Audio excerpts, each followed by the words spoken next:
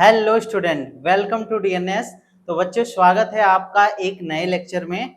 और थोड़ा सा पहले पिछले लेक्चर के बारे में बात कर लेते हैं कि पिछले लेक्चर में क्या क्या हो चुका था। पिछले लेक्चर में हमने क्या किया था, स्केलर और वेक्टर ट्रिपल प्रोडक्ट को दोनों को अलग अलग लेक्चर में हमने अच्छे से समझ लिया था। ठीक है। अब जो हमारा टॉपिक स्टार्ट हो रहा है वो अब आपका प्रोडक्ट से हट के है। ठीक है।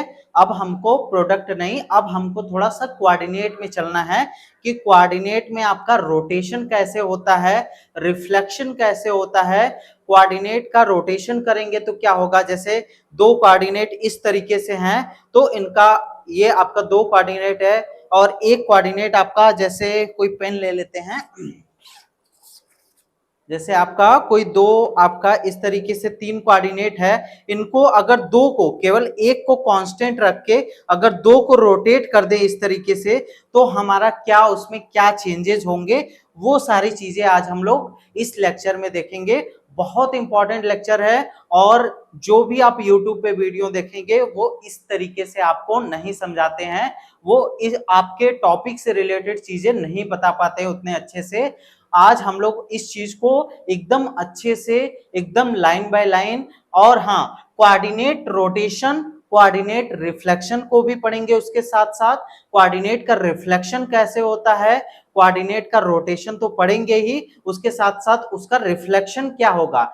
जैसे अगर हम मान लेते हैं दो एक्सिस, दो आपका एक्स एक्सिस है, अगर एक्स एक्सिस को हम लोग क्या कर दें, रिफ्लेक्शन, उसका रिफ्लेक्शन निकालेंगे तो क्या निकल के आएगा, वो सारी चीजें आज के लेक्चर में हम लोग देखेंगे। ठीक है। उसके साथ ही एक और टॉपिक लिखा है, definition of scalar and vector. तो मैं नॉर्मल डिफिनीशन जो आप जानते हैं वो नहीं, उसकी बात नहीं करना है हमको। इसमें हमको कोऑर्डिनेट से रिलेटेड जो स्केलर और वेक्टर का डिफिनीशन होता है, मतलब कोऑर्डिनेट को रोटेट करने पर, कोऑर्डिनेट को रिफ्लेक्ट करने पर क्या आपके वेक्टर और स्केलर का डिफिनीशन क्या निकल के आता है, उसके थ्रू हम लोग एक नया डिफिनीशन सीखेंगे, एक कि वेक्टर क्या होता है, स्केलर क्या होता है। यही सारी चीजें आज के लेक्चर में रहेंगी। ठीक है। तो एकदम तैयार होके अच्छे से, एकदम मन लगा के पूरा पूरा लेक्चर ये देखिए और कॉपी पेन जरूर लेके बैठिएगा, जिससे आपका क्या हो सके कि जो भी चीजें आपको बताई जा रही हैं वो उसको एक कॉपी पे एक जगह नोट करते जाइए और उसको अपने तरीके से समझने की कोशिश करिए। ठीक है। तो चलिए हम अपना लेक्चर स्टार्ट करते हैं और पहले देखेंगे हम लोग, पहले हम लोग हमारी कहानी कहां से शुरू होती है इसको हम लोग समझते हैं। ठीक है। तो हमको क्या पढ़ना है, वेक्टर का और स्केलर का डिफिनीशन जानना है। हमको क्या जानना है कि वेक्टर क्या होता है, पहले स्केलर और वेक्टर क्या होते हैं, इसका जो नॉर्मल डिफिनीशन होता है वो क्या होता है, पहले उसको लिख लेते हैं। इसमें क्या चाहिए हमको, स्केलर में बस केवल मैग्नीट्यूड चाहिए, ये तो सब लोग को पता ही होगा। हमको स्केलर में केवल मैग्नीट्यूड चाहिए। उसी तरह वेक्टर का बात करें तो वेक्टर में क्या चाहिए, मैग्नीट्यूड प्लस डायरेक्शन चाहिए, मैग्नीट्यूड प्लस डायरेक्शन चाहिए। इस तरीके से दो चीजें हमको चाहिए। किसमें चाहिए, हमको स्केलर और वेक्टर में दो चीजें चाहिए। और बात करते हैं, वेक्टर जो होता है इसको हम लोग दो तरीके से रिप्रेजेंट करते थे। पहला एक हमारा क्या था, जियोमेट्रिकल मेथड से, जियोमेट्रिकल या ग्राफिकल मेथड भी कह सकते हैं इसको, जियोमेट्रिकल मेथड से इसको रिप्रेजेंट कर सकते हैं वेक्टर को। और दूसरा वेक्टर कैसे रिप्रेजेंट हो सकता है, इसको हम लोग कार्टेशियन कोऑर्डिनेट के रूप में, कार्टेशियन फॉर्म में भी इसको रिप्रेजेंट कर सकते हैं एक वेक्टर को।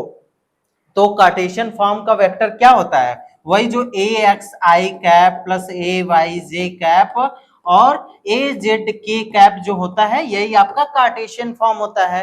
तो मैंने पूरे पिछले लेक्चर में आपको बताते हुए आया हूं कि कार्टेशियन फॉर्म क्या होता है, जहां पे एक्स वाई जेड कोऑर्डिनेट की बात हो। और वही बात करते हैं जियोमेट्रिकल मेथड की, तो मतलब एक ट्रेस करके हमने बताया था कि ये वेक्टर ए, इस तरीके से हम लोग वेक्टर को दिखा सकते हैं। तो वेक्टर का दो तरीके से रिप्रेजेंटेशन होता है, बाकी स्केलर के लिए हमको केवल मैग्नीट्यूड चाहिए। ठीक है, तो ये सारी बातें हमने पिछले लेक्चर में पढ़ी थी। अब आते हैं हम लोग थोड़ा सा कोऑर्डिनेट के रूप में, हम कोऑर्डिनेट वाले में आते हैं। तो हम लेट कर लेते हैं, एज्यूम कर लेते हैं कि जो हमारा स्पेस है, एज्यूम कर लेते हैं कि जो हमारा स्पेस है, पूरा आपका स्पेस जो है वो आपका क्या है, जो आपका अंतरिक्ष है, जो स्पेस है, वो आपका आइसोट्रोपिक है। आइसोट्रोपिक लेट कर लेते हैं, एज्यूम कर लेते हैं आइसोट्रोपिक स्पेस, आइसोट्रोपिक स्पेस। तो अगर हम लोग आइसोट्रोपिक स्पेस में जाते हैं तो आइसोट्रोपिक स्पेस हमसे क्या कहता है कि हम चाहे फिजिक्स के कोई भी लॉ की बात करें, आइसोट्रोपिक स्पेस में कोई भी लॉ आपका चेंज नहीं होता है। चाहे हम कोऑर्डिनेट को रोटेट कर दें, रिफ्लेक्ट कर दें, मतलब हमारा आइसोट्रोपिक स्पेस पहले होता क्या है इसको जानिए। इसको हम लोग क्या कहते हैं, समदैशिक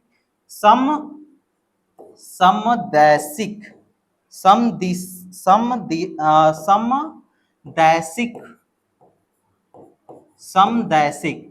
ठीक है, तो समदैशिक का मतलब क्या होता है कि अगर एक पॉइंट यहां पे है तो इससे लेकर यहां पे भी वही सेम दूरी होगा, यहां पे भी वही सेम दूरी होगा, यहां पे ये चारों बगल इसके इतना दूरी, वो अगर इसका इफेक्ट इतना तक है तो चारों जगह सारे पॉइंट आपके क्या होंगे, वो समदैशिक समान दिशा के होंगे।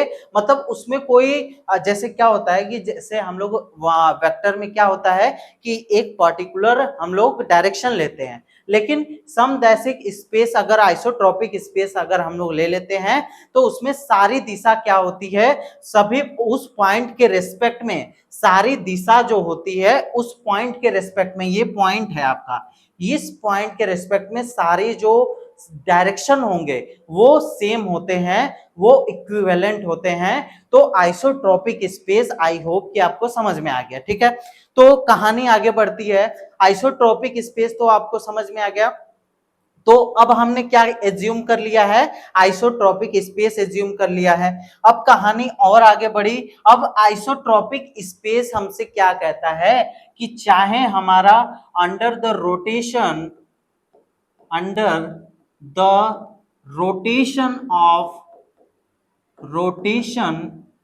of coordinates, the law of physics remains invariant, remains unchanged। ठीक है, तो ये हमारा आइसोट्रोपिक स्पेस आपका यही कहता है कि चाहे हम रोटेट कर लें कोऑर्डिनेट को, लॉ ऑफ फिजिक्स अगर कोई भी हम प्रूफ कर रहे हैं तो वो क्या होगा, अनचेंज होगा, हमको मतलब सेम चीज वही मिलेगा जो हम जानते हैं उसके बारे में। ठीक है, तो ये आइसोट्रोपिक स्पेस का डिफिनीशन हो गया। तो अब हम लोग क्या करेंगे आगे, जब अगर हम लोग क्या करें, आइसोट्रोपिक स्पेस को अगर दो पॉइंट के रिस्पेक्ट में ले ले, दो ऑब्जर्वर अगर हम लोग ले लेते हैं तो हमारा वैल्यू जो होगा, जो डायरेक्शन होगा उसका डायरेक्शन अलग हो जाएगा और इसका डायरेक्शन जो वैल्यू होगी वो चेंज हो जाएगी। जैसे आप दो पॉइंट अगर ले लेते हैं P और Q, तो P Q के रेस्पेक्ट में, तो यहां से यहां तक का ये आपका वेक्टर, आपका डायरेक्शन दूसरा होगा, यहां से यहां तक का डायरेक्शन आपका दूसरा होगा। तो इस तरीके से तो दो ऑब्जर्वर की बात हम लोग छोड़ देते हैं। ठीक है, तो आइसोट्रोपिक स्पेस हमने मान लिया। तो हमारी कहानी कहां से, हमने एज्यूम कर लिया है कि हमारा आइसोट्रोपिक स्पेस है जिसमें कि क्या होता है, फिजिक्स के लॉ आपके चेंज नहीं होते हैं। ठीक है, रिमेन्स इनवेरिएंट होते हैं, उसका कोई भी वेरिएंट नहीं होता है, उसका कोई भी दूसरा रूप नहीं होता है। ठीक है, इनवेरिएंट का मतलब कि दूसरा रूप। ठीक है, तो और फिर आगे तो इसी हम लोग कोऑर्डिनेट को क्या करेंगे, रोटेट करके रोटेशनल ट्रांसफॉर्मेशन निकालेंगे कि कोऑर्डिनेट को अगर रोटेट करते हैं तो अगर हम लोग उस रोटेशन के हिसाब से जो हमारा रोटेशनल कोऑर्डिनेट और रोटेशनल ट्रांसफॉर्मेशन आएगा, उस इक्वेशन से हम लोग प्रूफ करेंगे कि हमारा स्केलर क्या होता है, स्केलर हमारा चेंज हो रहा है कि नहीं हो रहा है। क्योंकि हमने आइसोट्रोपिक स्पेस लिया है तो हमारा स्केलर क्या होना चाहिए, अनचेंज्ड होना चाहिए। मतलब अगर दो कोऑर्डिनेट के रिस्पेक्ट में अगर हम लोग ले लेते हैं, जैसे एक कोऑर्डिनेट एक्स वाई जेड है और उसी पॉइंट पे पी पर अगर हम लोग कोऑर्डिनेट को रोटेट कर सकते हैं। रोटेशन से आप क्या समझ रहे हैं, देखिए रोटेशन का मतलब क्या है कि यहाँ पे इस तरीके से इसी कोऑर्डिनेट को हमने थीटा एंगल पे क्या कर दिया, रोटेट कर दिया। ये आपका एक्स एक्सिस है, ये मान लीजिए एक्स डैश एक्सिस है, और यहाँ पे कोई पॉइंट आपका क्या है, पॉइंट पी है। ठीक, तो आपको ये चीज समझ में आया कि एक रोटेशन हमने किसी कोऑर्डिनेट को पकड़ के इस तरीके से, दो कोऑर्डिनेट है इसको हमने इस तरीके से रोटेट कर दिया और किसी एक एक्सिस को कॉमन रख के, किसी एक एक्सिस को कॉमन करके हम अगर किसी कोऑर्डिनेट सिस्टम को रोटेट करते हैं तो वहां से हमारा एक रोटेशनल ट्रांसफॉर्मेशन निकल के आता है, एक इक्वेशन निकल के आता है जिसको अभी मैं आपको प्रूफ करवा दूंगा। ठीक है, तो इसी बेसिस पर पहले हम लोग रोटेशनल ट्रांसफॉर्मेशन देखते हैं। पहले हम लोग क्या देखेंगे कि रोटेशनल ट्रांसफॉर्मेशन क्या होता है। रोटेशनल ट्रांसफॉर्मेशन को हम लोग क्या कह सकते हैं, रोटेशनल ट्रांसफॉर्मेशन को कोऑर्डिनेट रोटेशन भी कह सकते हैं। ठीक है, तो जैसा हमने आपके थंबनेल में डलवाया है, कोऑर्डिनेट रोटेशन क्या होता है, इसी को हम लोग रोटेशनल ट्रांसफॉर्मेशन यहाँ पे लिख रहे हैं। ठीक है, क्या लिख रहे हैं, रोटेशनल ट्रांसफॉर्मेशन, रोटेशनल ट्रांसफॉर्मेशन। तो ये चीजें थी आपकी, पहले आपकी कहानी स्केलर वेक्टर क्या होता है, उसको कैसे रिप्रेजेंट करते हैं। फिर उसके बाद हमने आइसोट्रोपिक स्पेस ले लिया जहां पे सारे पॉइंट क्या होते हैं, सारे डायरेक्शन इक्विवेलेंट होते हैं और उसमें कोई भी फिजिक्स का लॉ अगर अप्लाई करते हैं हम लोग कोऑर्डिनेट को रोटेट कर कर किसी एक एक्सिस को कॉमन रख के, तो वहां पे फिजिक्स के लॉ में कोई भी चेंजेस नहीं होना चाहिए। ठीक है, तो यही हमारा रोटेशनल ट्रांसफॉर्मेशन कहता है। तो पहले हम लोग रोटेशनल ट्रांसफॉर्मेशन को जानते हैं या कोऑर्डिनेट रोटेशन को जानते हैं, फिर उसके बाद हम लोग कोऑर्डिनेट रोटेशन जानने के बाद इसी बेसिस पे हम लोग वेक्टर और स्केलर को हम लोग डिफाइन करेंगे। ठीक है, तो ये वाला जो आपका लेक्चर है यूट्यूब पे आप खोज लेंगे, आपको कहीं पे भी इतने अच्छे तरीके से आपको नहीं बताया गया होगा, क्योंकि आप सर्च करेंगे इससे रिलेटेड आपका टॉपिक नहीं मिलता है। ठीक है, तो ये लेक्चर आपका बहुत इंपॉर्टेंट है, बहुत अच्छे से देखिएगा और इससे कोई भी क्वेश्चन आएगा कोऑर्डिनेट रोटेशन से, रिफ्लेक्शन से, तो आप आराम से कर पाएंगे। अगर आपसे प्रूफ भी कह दिया तो इतने अच्छे तरीके से मैं आपको प्रूफ बताऊंगा तो आप कर पाएंगे। ठीक है, तो चलिए अपना लेक्चर में आ जाते हैं अपने टॉपिक पे। ठीक है, रोटेशनल ट्रांसफॉर्मेशन, हम लोग इसी को कोऑर्डिनेट रोटेशन कहते हैं। तो आइए हम लोग फिगर बनाते हैं, कोऑर्डिनेट को रोटेट कैसे करना है। तो पहले मान लेते हैं ये आपका वाई एक्सिस है, ये आपका क्या है, एक्स एक्सिस है।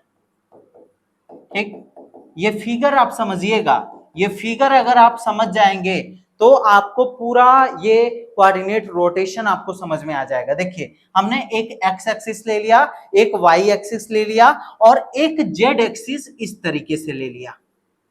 जेड एक्सिस हमने इस तरीके से, जेड एक्सिस क्या है, इस तरीके से है, मतलब एक एक्सिस पेन आपका एक ले लेते हैं। ठीक है, अगर ये दोनों एक्स और वाई एक्सिस है, ये दोनों एक्स और वाई एक्सिस है, तो जेड एक्सिस आपका बाहर की तरफ है, मतलब पेपर आउटवर्ड हम लोग इसको लिख सकते हैं। जेड एक्सिस जो है पेपर आउटवर्ड है, मतलब इस प्लेन पेपर के आउटवर्ड है। पेपर आउटवर्ड, ठीक। तो आउटवर्ड क्या है आपका, जेड एक्सिस है, ठीक है। तो जेड एक्सिस आपका यहाँ पे जेड एक्सिस है इस तरीके से। तो आई होप कि ये समझ में आ गया होगा। हम लेट कर लेते हैं कि एक पॉइंट पी आपका स्पेस में इस तरीके से यहाँ पे है, ठीक है, जिसका कोऑर्डिनेट क्या है, एक्स एक्स वाई जेड है, ठीक है। मान लेते हैं कि एक हमारा पॉइंट पी है जिसका कोऑर्डिनेट क्या है, एक्स वाई जेड है। तो इस पॉइंट से हम लोग क्या करते हैं, इस पे परपेंडिकुलर ड्रॉ कर लेते हैं और यहाँ पे इस तरीके से हम लोग ये लाइन ड्रॉ कर लेते हैं, ठीक है। अब हमने ये कर दिया। अब आइए, अगर मैं आपसे, और हाँ देखिए अब आपका क्या होगा, अब इसी एक्सिस को, अब इसी जेड एक्सिस के रेस्पेक्ट में जेड एक्सिस को कॉमन लेके, मतलब आपका रोटेशन कैसे करना है, रोटेशन आपको, हाँ एक और चीज पहले आप, नहीं इसके बाद रोटेशन, रोटेशन हम अगर मान लीजिए रोटेशन अप्लाई करेंगे किसके रेस्पेक्ट में, रोटेशन अप्लाई हम लोग कैसे करेंगे, कैसे रोटेशन को अप्लाई करेंगे, हम लोग क्या करेंगे, जेड एक्सिस को क्या करेंगे, फिक्स करेंगे, जेड एक्सिस को फिक्स करके हम लोग रोटेट करेंगे, इस पूरे कोऑर्डिनेट को रोटेट करेंगे, ठीक है। इस पूरे कोऑर्डिनेट को अगर जेड एक्सिस से जेड एक्सिस को फिक्स करके रोटेट करते हैं तो देखिए क्या आएगा, यहाँ पे जेड एक्सिस इस तरीके से है तो ये आपका इसी तरीके से रहेगा, ये वाला पूरा पार्ट रोटेट होके इस तरीके से आ जाएगा।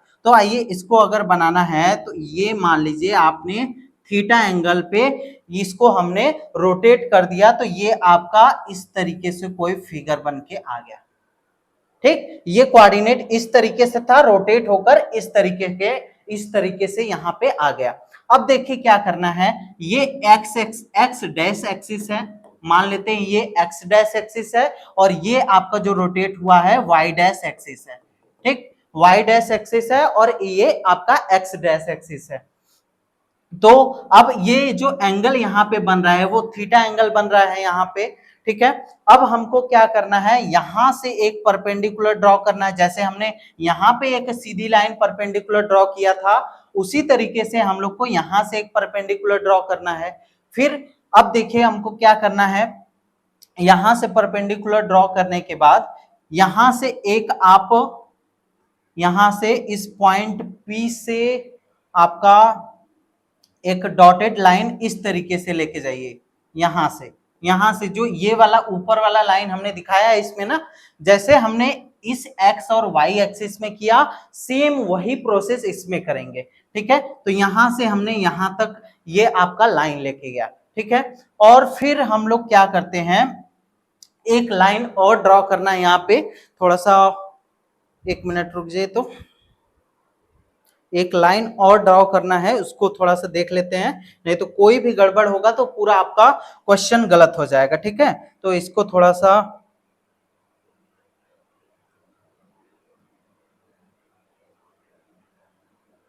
हाँ देखिए अब क्या करना है आपको, यहां से लेके यहां से एक और लाइन ड्रॉ करना है और इसका जो एंगल है मान लीजिए थीटा है, ठीक है।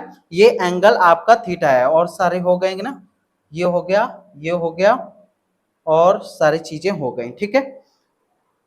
अब देखिए क्या होगा, यहाँ पे हमने बस एक लाइन इसको ड्रॉ किया है, बाकी सारी चीजें समझ में आई। हमने पहले क्या किया, एक्स वाई एक्सिस बनाया, जेड एक्सिस बाहर की तरफ है, हमने इसको इसको इसको इसको फिक्स करके, जेड एक्सिस को फिक्स करके हमने इसको रोटेट कर दिया, तो यहाँ पे एक्स डैश एक्सिस, यहाँ पे वाई डैश एक्सिस, यहाँ पे और करके जेड डैश एक्सिस भी आपका इसी पे होगा, जेड डैश एक्सिस भी इसी पे होगा आपका। अब हमने क्या किया, यहां से जिस तरीके से हमने इस पे परपेंडिकुलर ड्रॉ किया है उसी तरीके से यहाँ पे हमने परपेंडिकुलर इस एक्सिस के, एक्स डैश एक्सिस के रेस्पेक्ट में हमने क्या किया, परपेंडिकुलर ड्रॉ किया। तो इसका कोऑर्डिनेट जो चेंज होके आ गया, एक्स डैश वाई डैश और जेड डैश आ गया, ठीक है। जब हमने जेड एक्सिस के फिक्स करके रोटेट किया तो इसका जो कोऑर्डिनेट हुआ, कोऑर्डिनेट भी चेंज होगा ना, तो पहले पॉइंट इसके क्या थे, एक्स वाई जेड थे, जब हमने रोटेट कर दिया तो इसका पॉइंट क्या हो गया, एक्स डैश हो गया, वाई डैश हो गया और जेड डैश हो गया। ठीक, तो जब ये पॉइंट हो गया, अब देखिए यहाँ पे अब इसका कंपोनेंट लिखने की बारी है, और कंपोनेंट फॉर्म मैंने आपको लिखना बताया है पिछले लेक्चर्स में। आप जब देखेंगे तो मैंने कंपोनेंट कैसे लिखा जाता है हमने बताया था। ठीक है, तो पहले जहां पे एंगल होता है, जहां पे एंगल आपका टच होता है, ये आपका एंगल इस तरीके से गया है, तो यहां पे आपका क्या होगा, एक्स कॉस थीटा होगा। जहां पे एंगल होता है उसके पास में एक्स कॉस थीटा होता है, और यहां पे जो ये वाला लाइन आया है, यहां पे क्या होगा, वाई साइन थीटा होगा, इस तरीके से। ठीक, समझ में आया कि नहीं? इस थीटा के रेस्पेक्ट में, ये इस थीटा के रेस्पेक्ट में इधर की तरफ गया तो ये वाला तो आपका एक्स कॉस थीटा और ये आपका वाई साइन थीटा हो जाएगा। उसी तरीके से यहां पे देखिए, जो ये वाला पूरा लाइन है, ये जो पूरा लाइन आपका, ये जो मैंने यहां से परपेंडिकुलर ड्रॉ किया है, ये लाइन आपका क्या होगा, ये आपका यहां पे भी आपका क्या हो जाएगा, एक्स कॉस थीटा हो जाएगा। ये पूरा लाइन जो होगा, ये आपका वाई साइन थीटा होगा। सॉरी, यहाँ पे देखिए फिगर आपका थोड़ा सा कंजेस्टेड हो जा रहा है, तो आप समझिएगा इसको। ये जो पूरा लाइन है आपका, ये आपका जो पूरा लाइन है, ये यहां से यहां तक का पूरा लाइन आपका क्या है, यहाँ पे एक्स कॉस थीटा है। यहाँ पे लिख देता हूं, यहाँ पे क्या है, ये पूरा लाइन एक्स कॉस थीटा। ये फिगर समझना है, ठीक है। हमने इसका इस थीटा के रेस्पेक्ट में कंपोनेंट लिखा, तो ये आपका वाई साइन थीटा है, ठीक है। अब इस थीटा के रेस्पेक्ट में इसका कंपोनेंट, ये जो लाइन हमने ड्रॉ किया है, ये जो परपेंडिकुलर यहां से ड्रॉ किया है, इसका कंपोनेंट क्या होगा, एक्स कॉस थीटा होगा। अभी मैं इसको अलग करके बताऊंगा कि कैसे कैसे तीन आपके त्रिभुज बने हुए हैं यहाँ पे, ठीक है। ये एक्स कॉस थीटा है, तो ये वाला एंगल आपका इतना जो होगा, ये यहां से आपका क्या होगा, वाई साइन थीटा हो जाएगा। वाई साइन थीटा, इतना जो यहां से यहां तक वाला है, ये आपका क्या हो जाएगा, वाई साइन थीटा। यहाँ पे देखिए दो फिगर आपका निकल रहा है, ठीक है। ये एक इस तरीके से आपका बना हुआ है, ठीक है, एक इस तरीके से। तो यहाँ पे वाई साइन थीटा है, और क्योंकि यहाँ पे थीटा है, इस तरीके से थीटा बना है, तो यहाँ पे इसके पास वाला है, इसके एंगल के पास वाला क्या होगा, एक्स कॉस थीटा होगा। एक्स कॉस थीटा इस तरीके से एक्स कॉस थीटा होगा, और आपका एक्स कॉस थीटा होगा, और यहाँ पे जो ये इधर वाला है, ये वाई साइन थीटा होगा। ठीक, अब फिर हमने ये वाला, देखिए इस फिगर की बात हो रही है, दोनों फिगर को मैं अलग अलग देखिए आपको कलर से बना रहा हूं, ठीक है। एक तो ये आपका है, इस थीटा के रेस्पेक्ट में हमने कंपोनेंट लिखा है, ये कंपोनेंट एक्स कॉस थीटा, यहां से यहां तक पूरा, ये आपका पूरा क्या हो गया, एक्स कॉस थीटा हो गया, और ये आपका वाई साइन थीटा हो गया। उसी तरीके से इसके रेस्पेक्ट में, इसके रेस्पेक्ट में ये आपका एक्स कॉस थीटा होगा, ये वाला इतना बस केवल यहां से यहां तक वाई साइन थीटा होगा। ये दोनों कंपोनेंट लिख लिया आपने, तो समझिए आपका चीजें सारी कंप्लीट हो जाएंगे, ठीक है। थोड़ा सा देख लेते हैं कहीं पे गलती तो नहीं हो रहा है। ये आपका, अरे सॉरी, यहाँ पे आपका y cos थीटा होगा, यहाँ पे आपका y cos, क्योंकि y एक्सिस है ना, ये आपका एक्सिस कौन सा रिप्रेजेंट कर रहा है, y एक्सिस। यहाँ पे आपका क्या रहेगा, यहाँ पे y cos थीटा रहेगा, ठीक। y cos थीटा है और आपका x cos थीटा है, ठीक। तो ये हो गया आपका पूरा फिगर कंप्लीट। इसी फिगर को फिर से मैं एक बार और एक्सप्लेन कर दे रहा हूं। ये हमने x y axis, z axis इस तरीके से लिया, हमने इसको एक्स एक्सिस के रेस्पेक्ट जेड एक्सिस को फिक्स करके हमने इसको रोटेट कर दिया थीटा एंगल तक। कितना एंगल, थीटा एंगल तक हमने इसको रोटेट कर दिया। अब थीटा एंगल तक जब इसको रोटेट कर दिया तो रोटेट करने के बाद यहाँ पे एंगल जो बना ये थीटा बना है। थीटा के रेस्पेक्ट में अगर कंपोनेंट इसका लिखेंगे तो एक्स कॉस थीटा, थीटा के पास जो रहेगा वहां पे कॉस थीटा आता है, और थीटा से जो दूर रहता है ये वाला लाइन वो आपका वाई साइन थीटा आता है। तो यहाँ पे एक्स कॉस थीटा और यहाँ पे वाई साइन थीटा क्यों लिखा, क्योंकि वाई एक्सिस के पैरेलल है, तो यहाँ पे वाई साइन थीटा हो गया। और फिर इस थीटा के रेस्पेक्ट में हमने कंपोनेंट लिखा है, तो ये पूरा लाइन जो होगा, जो थीटा जो यहाँ आया है इसके रेस्पेक्ट में ये पूरा लाइन आपका, ये यहां से यहां तक का लाइन जो होगा ये पूरा y cos थीटा हो जाएगा, और ये पूरा लाइन y sin थीटा हो जाएगा। ठीक, तो ये चीज आपको समझ में आ गया। अब देखिए क्या करना है, अब हमको इसका, अब देखिए यहाँ पे अब हमको करना क्या है, अब हमको x डैश, हाँ एक्स वाई और जेड जो आपका कोऑर्डिनेट है इसको हम लोग क्या बोल रहे हैं, इसको एक नए नाम से बुलाएंगे, इसको हम लोग क्या बोलेंगे, अनप्राइम्ड, अनप्राइम्ड कोऑर्डिनेट्स, अनप्राइम्ड कोऑर्डिनेट्स, इसको क्या बुलाएंगे हम लोग, अनप्राइम्ड कोऑर्डिनेट्स। और जो हमारा x डैश y डैश और z डैश कोऑर्डिनेट जो मिला है इसको हम लोग बुलाएंगे प्राइम्ड कोऑर्डिनेट्स, प्राइम कोऑर्डिनेट्स। ठीक है, तो थोड़ा समझने की यहाँ पे इमेजिनेशन करने की कोशिश करिएगा कि कैसे ये फिगर आपका, और हाँ कंपोनेंट कैसे लिखा गया है ये चीज आप जरूर समझिएगा। अगर ये चीज आपको नहीं समझ में आता है तो मैं एक बार फिर से आपको समझा सकता हूं, आप मुझे पर्सनल मैसेज भी कर सकते हैं या व्हाट्सएप पे आप बता सकते हैं, तो वहां पे मैं आपको या पर्सनली कॉल करके या किसी भी तरीके से मैं आपको एक्सप्लेन कर सकता हूं। ठीक है, तो यहाँ पे ये चीज तो आपकी हो गई। अब देखिए क्या करना है, अब हमने इसका एक नया नाम बना दिया, एक्स वाई जेड हमारा अनप्राइम्ड कोऑर्डिनेट है, x dash y dash z dash जो नया कोऑर्डिनेट मिला है उसको हम लोग प्राइम्ड कोऑर्डिनेट बोल रहे हैं। तो हमारा जो इक्वेशन निकल के आएगा एक्स डैश का अगर वैल्यू लिखना चाहें तो हम लोग क्या लिख सकते हैं, तो एक्स डैश एक्सिस पे यहां से यहां तक हमने परपेंडिकुलर, इस पॉइंट से यहां पे परपेंडिकुलर ड्रॉ किया है। देखिए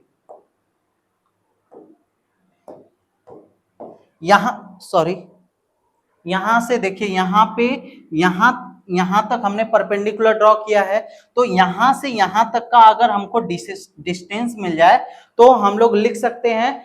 देखिए यहां से यहां तक का डिस्टेंस क्या है, एक्स कॉस थीटा आपका यहां तक है और वाई साइन थीटा यहां तक है, तो x cos theta plus y cos theta हमारा यहां से लेके यहां का डिस्टेंस बताएगा। ठीक है, समझ में आया कि नहीं, यहां से यहां तक का डिस्टेंस आपका पूरा कितना है, एक्स कॉस थीटा है, और इतना डिस्टेंस आपका यहाँ पे है, तो यहाँ पे ये डिस्टेंस y साइन थीटा है, तो x डैश को क्या हम लिख सकते हैं, x cos theta plus y sine theta लिख सकते हैं। ये आपको समझना बहुत इंपॉर्टेंट है, बहुत जरूरी टॉपिक है। देखिए हमको क्या करना है, इस एक्स एक्सिस पे जो ये पॉइंट जो इतना हमने चला गया है यहां से यहां तक की दूरी है वो हमको पता चल जाए तो हम लोग लिख सकते हैं कि एक्स डैश क्या होगा हमारा। तो इतनी दूरी जब आपको पता है एक्स कॉस थीटा और इतनी दूरी हमको पता है कि वाई साइन थीटा है, तो पूरी वैल्यू कितनी हो जाएगी, x cos theta plus y sine theta कर देंगे तो एक्स डैश की वैल्यू पता चल जाएगी। अब वहीं पे आइए वाई डैश हम लिखते हैं, वाई डैश क्या होगा, देखिए वाई डैश अगर हमको वाई डैश लिखना है तो वाई डैश पे हमने, वाई डैश हमारा ये है पूरा, इस तरीके से ये पूरा है, ये जो इतना वाला पार्ट है यही आपका वाई वाले पार्ट को वाई वाई के पैरेलल है, तो इतनी वैल्यू अगर ये वैल्यू हमको पता चल जाए तो हम लिख सकते हैं कि वाई डैश क्या होगा। तो देखिए इतनी वैल्यू पता करने के लिए जब पूरी वैल्यू यहां से यहां तक की वैल्यू क्या है, वाई कॉस थीटा है और ये आपका y साइन थीटा है, तो क्या हम लोग y cos थीटा में से, y cos थीटा में से y x साइन थीटा हम लोग माइनस कर सकते हैं, ये आपका x साइन थीटा होगा। ठीक है, सॉरी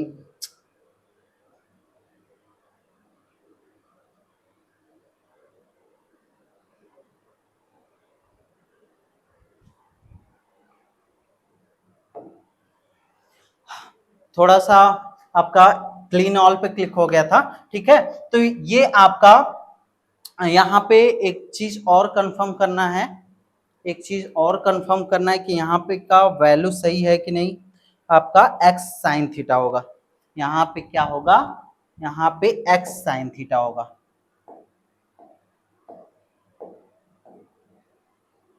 बस यही थोड़ा सा आपका जो टाइम लग रहा है, इसी जगह टाइम लगेगा, बाकी सारी चीजें बहुत आसान है, बहुत इजी है, ठीक। तो ये आपका x साइन थीटा, क्योंकि इसका जो ये वाला कंपोनेंट था x cos थीटा, तो ये वाला कंपोनेंट x साइन थीटा होगा ना, ठीक है। तो यहाँ पे ये चीज समझ में आ गया। तो वो इतनी वैल्यू हमको चाहिए थी, हमको ये पूरी वैल्यू पता है y cos थीटा, और यहाँ पे इतनी वैल्यू पता है x साइन थीटा। तो क्या हम y cos थीटा में से अगर x cos थीटा माइनस कर दें तो ये वैल्यू हमको पता चल जाएगी, बिल्कुल पता चल जाएगी। तो यहां से हम लोग लिख सकते हैं y डैश बराबर क्या आएगा आपका, y डैश बराबर y cos theta minus y cos theta minus x sine theta, ठीक है। y cos theta minus x sine theta minus x sine theta.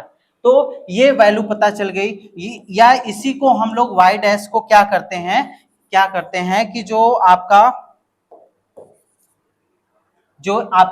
ये जो x साइन थीटा है इसको आगे लिख लेते हैं, ठीक है। x sine theta minus x sine theta को आगे लिख सकते हैं, प्लस y आपका क्या था यहाँ पे, y cos थीटा, इस तरीके से हमने लिख लिया, माइनस को हमने आगे कर लिया, और बाकी z डैश तो हमारा z के बराबर ही है।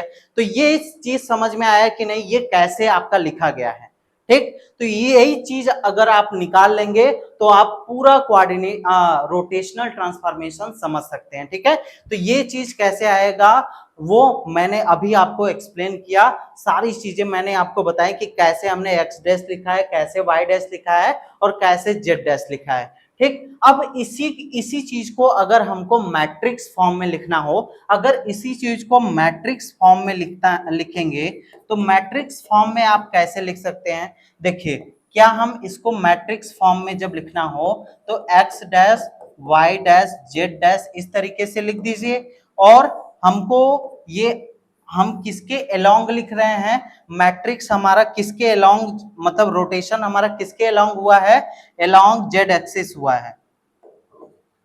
फॉर रोटेशन अलोंग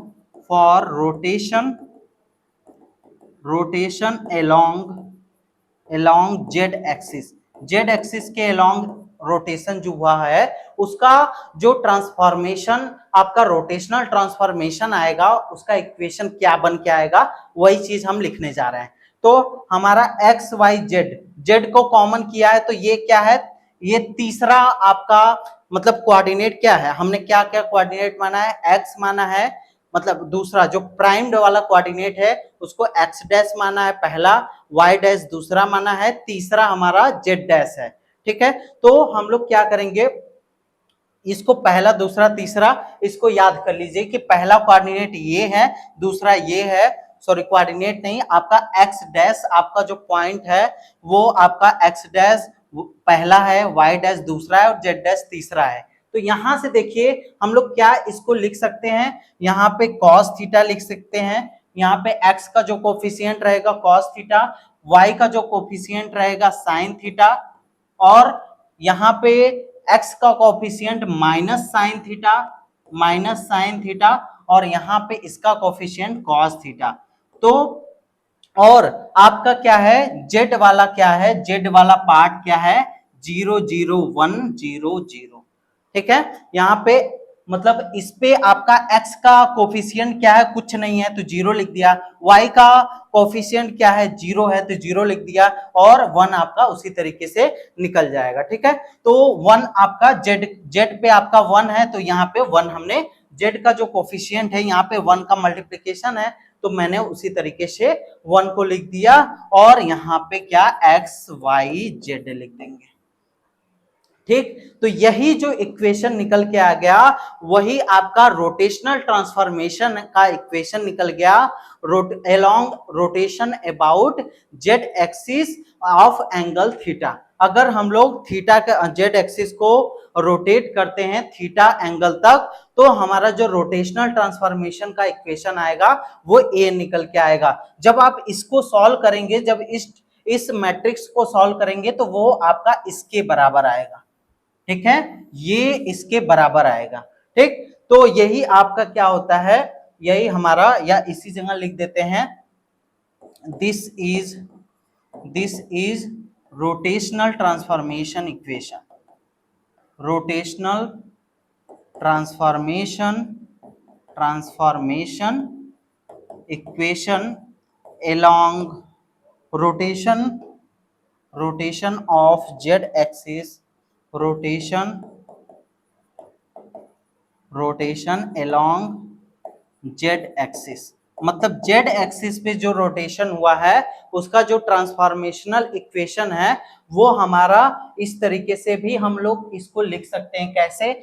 हम लोग मान लेते हैं कि जो z एक्सिस के अलोंग जो रोटेशन है उसको हम लोग आर जेड से दिखा रहे हैं, तो आर जेड की जो वैल्यू आ जाएगी वो क्या आ जाएगी, आर जेड की value cos theta sine theta 0, cos theta sine theta 0 0 1, और यहाँ पे भी 0, यहाँ पे माइनस साइन थीटा, यहाँ पे कॉस थीटा।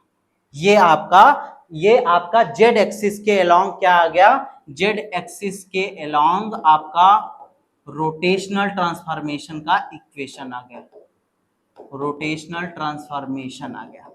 ठीक है, तो कोऑर्डिनेट को अभी मैंने आपको क्या सिखाया है कि कोऑर्डिनेट जो रोटेशनल ट्रांसफॉर्मेशन का जो इक्वेशन होगा वो क्या होगा, उसको मैंने यहाँ पे आपको शो किया है, यहाँ पे आपको दिखाया है। ठीक है, तो ये आपका ट्रांसफॉर्मेशन। ठीक, अब अगर हमको आपसे मैं कह दूं कि आप जेड एक्सिस के अलोंग रोटेशन तो हमको पता चल गया, अब हमको वाई एक्सिस के अलोंग रोटेशन अगर हम लोग करते हैं, वाई एक्सिस को फिक्स करके रोटेट करते हैं तो हमारा इक्वेशन क्या निकल के आएगा, अगर एक्स एक्सिस के अलोंग रोटेट करते हैं तो हमारा इक्वेशन क्या निकल के आएगा। तो इस चीज को लिखने के लिए मान लेते हैं कि रोटेशन अलोंग अगर हम लोग एक्स कर रहे हैं तो हमारा जो इक्वेशन निकल के आएगा, क्या निकल के आएगा, अगर इसी के हिसाब से लिखने की कोशिश करें तो देखिए सिमिलरली, यहाँ पे सिमिलरली लिख दीजिएगा, सिमिलरली, क्योंकि यही प्रोसेस यूज होगा। तो यहाँ पे क्या करेंगे, जब हमने जेड एक्सिस लिया था, जेड एक्सिस क्या है, तीसरा आपका पॉइंट है, मतलब एक्स डैश वाई डैश दूसरा है और जेड डैश तीसरा है, तो तीसरे का तीसरा पॉइंट 0 था। जब हमने एक्स एक्सिस लेंगे, एक्स एक्सिस क्या है, पहला है हमारा पॉइंट, तो पहला पॉइंट का पहला कॉलम, जब हमने तीसरा लिया था तो तीसरे का तीसरा कॉलम 0 था। जब हम लोग पहला लेंगे तो पहले का पहला कॉलम 1 होगा। सॉरी, यहाँ पे जैसे इसमें जब जेड एक्सिस हमने लिया था तो तीसरे कॉलम का तीसरा रो जो था, तीसरे कॉलम का तीसरा रो जो है वो 1 लिखा था। अगर उसी तरीके से x अगर हम लोग लेंगे तो पहले रो का पहला जो होगा वो कॉलम जो होगा 1 होगा, और बाकी उसके अगल बगल आप 0 लिख दीजिए, और जो आपका cos थीटा और cos थीटा जिस तरीके से आपका दिया गया है उसी तरीके से उतार दीजिए, तो यही आपका क्या निकल जाएगा, एक्स एक्सिस के अलोंग आपका रोटेशनल ट्रांसफॉर्मेशन निकल जाएगा। ठीक, तो यहाँ पे माइनस साइन थीटा और यहाँ पे कॉस थीटा, तो यहाँ पे ये आपका एक्स एक्सिस के अलोंग रोटेशनल ट्रांसफॉर्मेशन का इक्वेशन निकल गया। अब वहीं पे वाई एक्सिस के अलोंग देखते हैं, अगर वाई एक्सिस के अलोंग आपसे कोई पूछ दे तो वाई एक्सिस के अलोंग क्या होगा, तो वाई एक्सिस का मतलब ये दूसरा पॉइंट है, वाई डैश क्या है, हमारा दूसरा पॉइंट है, तो वाई एक्सिस हमारा दूसरा पॉइंट है, तो वाई दूसरे कॉलम का दूसरा जो रो होगा वो आपका 1 होगा, तो दूसरे कॉलम का दूसरा रो वहां पे 1 होगा और उसके ऊपर नीचे अगल बगल आपका 0 हो जाएगा, और यहाँ पे जो हमने जो निकाला था cos थीटा साइन थीटा उसी तरीके से पुट कर देंगे, ये आपका cos थीटा। ठीक, तो इसी तरीके से हमारा ये किसके लिए निकल गया, आपका y एक्सिस के लिए निकल गया। ठीक, तो ये चीज समझ में आई कि अगर हम लोग कोऑर्डिनेट को रोटेट करते हैं तो हमारा कैसे कोऑर्डिनेट चेंज होता है, और प्राइम्ड कोऑर्डिनेट क्या होता है, अनप्राइम्ड कोऑर्डिनेट क्या होता है। अनप्राइम्ड कोऑर्डिनेट जो आपका ओरिजिनल कोऑर्डिनेट होता है, और जो प्राइम्ड कोऑर्डिनेट होता है जो हमारा रोटेशन करने के बाद आता है, वो चीज होता है।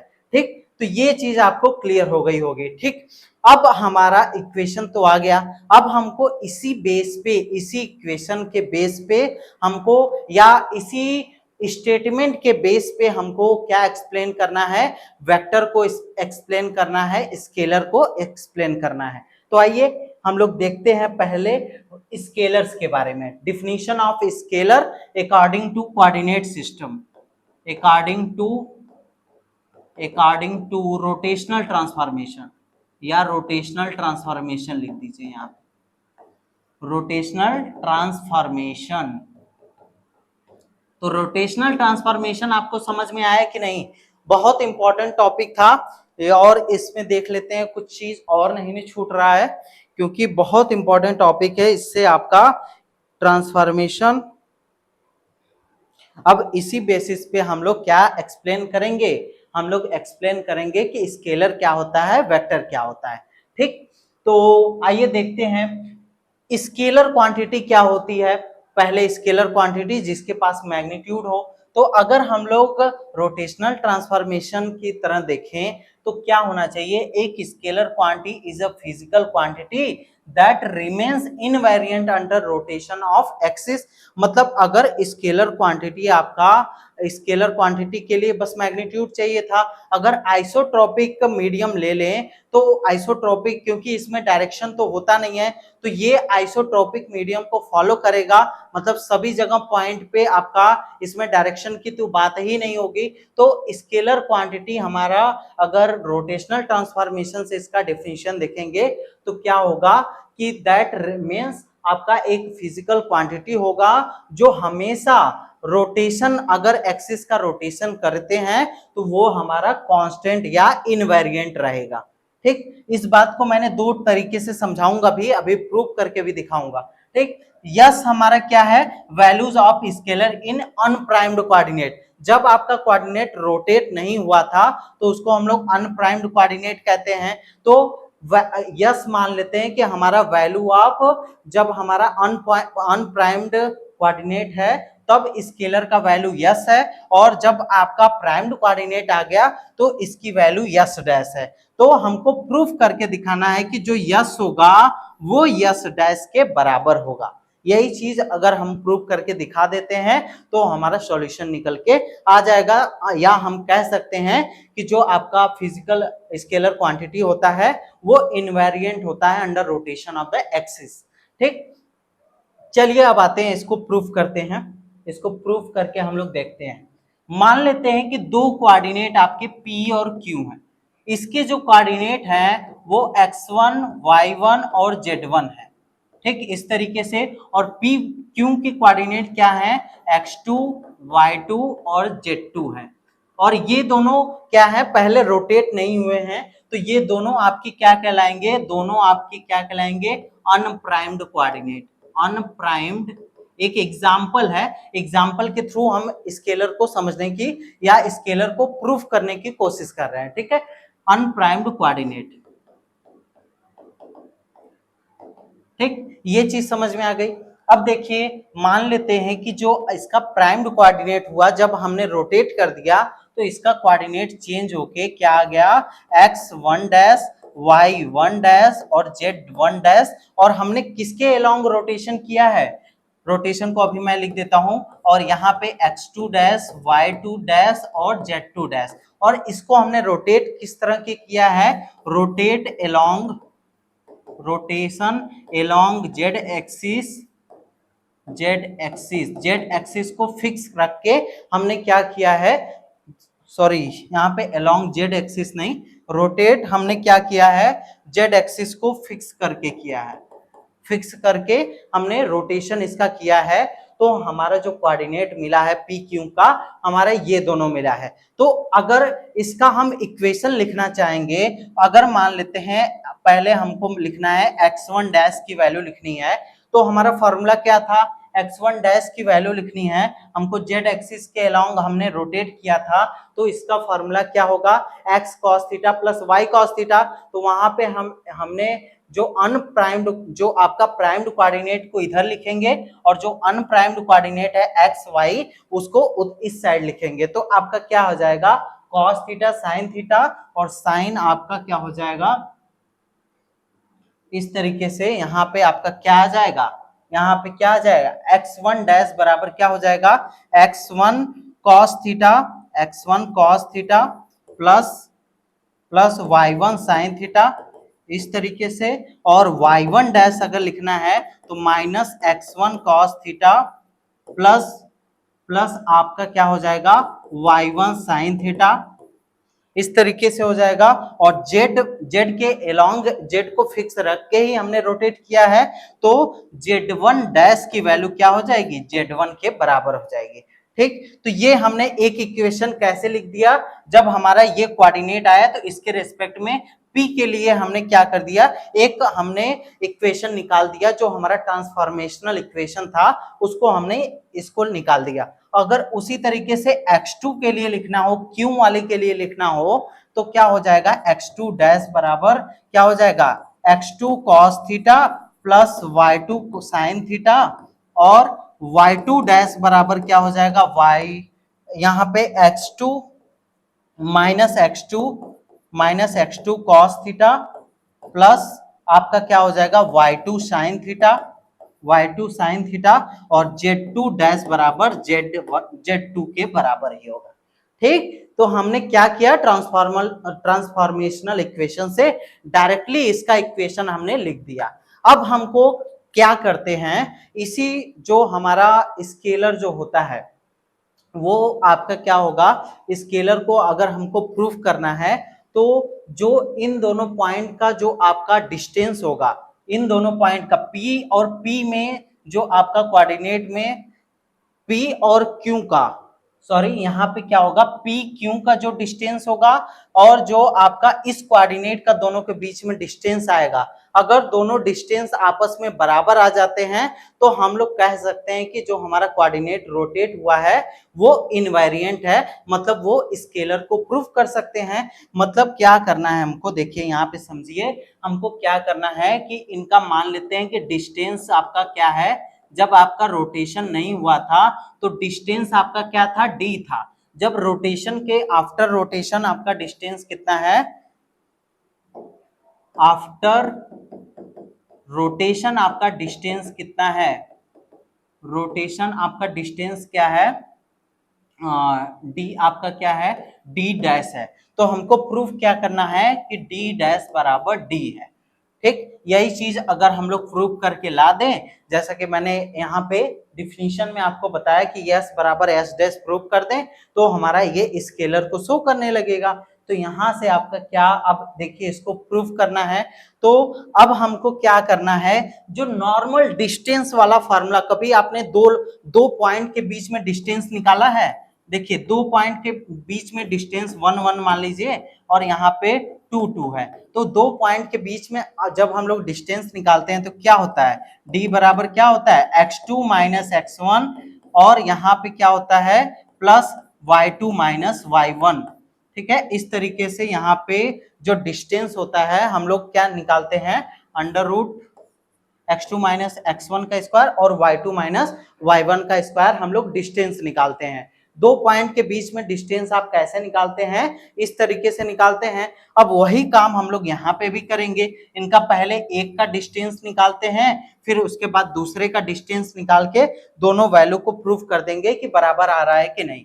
देखिए पहले क्या करना है, हमको d डैश को हम लोग ले लेंगे और हम लोग क्या करेंगे, इधर हमको d लाना है, तो हम लोग क्या लिखेंगे, पहले हमको d डैश लिख रहे हैं तो x2 माइनस x1 डैश का होल स्क्वायर हो जाएगा plus y2 minus y1 dash का होल स्क्वायर हो जाएगा plus z2 minus z1 dash का होल स्क्वायर हो जाएगा।